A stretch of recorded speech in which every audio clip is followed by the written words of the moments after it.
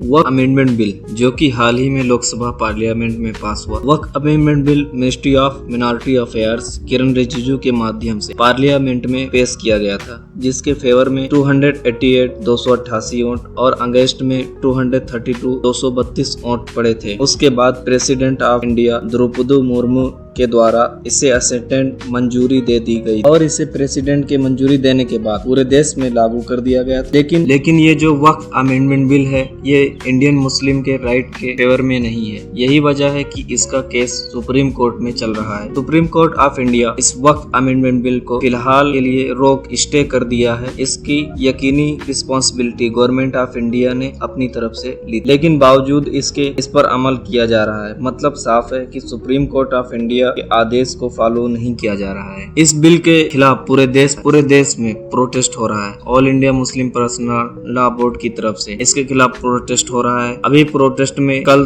30 अप्रैल को बत्ती गुल लाइट्स ऑफ प्रोटेस्ट हुआ। बत्ती गुल लाइट ऑफ प्रोटेस्ट में नाइट में 9 से 9:15 तक यानी 15 मिनट तक पूरे देश में सभी जो इस बिल के खिलाफ अपनी दुकानों मकानों में जहां कहीं भी वे थे सभी ने अपनी लाइट्स ऑफ करके इस बिल के खिलाफ अपनी आवाज को गवर्नमेंट ऑफ इंडिया तक शांतिपूर्ण तरीके से पहुंचाया। ये सब करके बता दिया कि हम सब पूरे मुल्क के लोग जो इस बिल के खिलाफ वक्फ अमेंडमेंट बिल के खिलाफ हैं और गवर्नमेंट ऑफ इंडिया को इस बिल को वापस लेना चाहिए।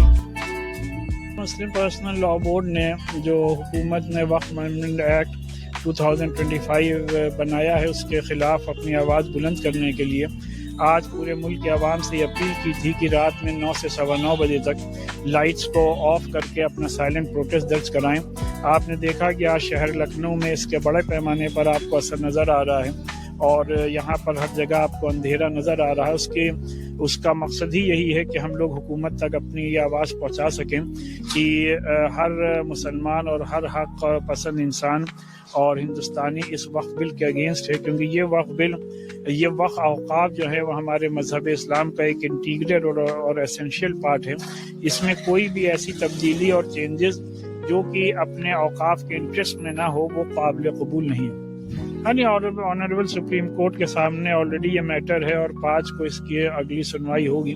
और हम इत्तेहादुल मुस्लिमीन के प्रमुख असदुद्दीन ओवैसी ने देश की जनता से आह्वान किया कि वो 30 अप्रैल को रात को 9 बजे से रात को 9:15 तक यानी करीब 15 मिनट के लिए अपने घरों की, अपने दुकानों की या अन्य प्रतिष्ठानों की लाइट्स को बंद रखें। और अब इसकी तस्वीरें जो है वो सामने आ रही है। तस्वीरों में आप देख सकते हैं कि किस प्रकार से असदुद्दीन ओवैसी अपने छत पर खड़े हैं और वो हैदराबाद के जिस इलाके में रहते हैं वहां बत्ती गुल अभियान को देख रहे हैं। इसके अलावा देश के तमाम इलाकों से ये तस्वीरें जो है वो सामने आ रही हैं। बत्ती गुल अभियान वक्फ संशोधन अधिनियम 2024 का विरोध करने के लिए लाया गया है, शुरू किया गया है और 15 मिनट के लिए इस दौरान लाइट्स को बंद रखा गया। 15 मिनट के लिए अपने घर की लाइट को बंद किया, अपने कमर्शियल एस्टेब्लिशमेंट्स की लाइट को बंद किया।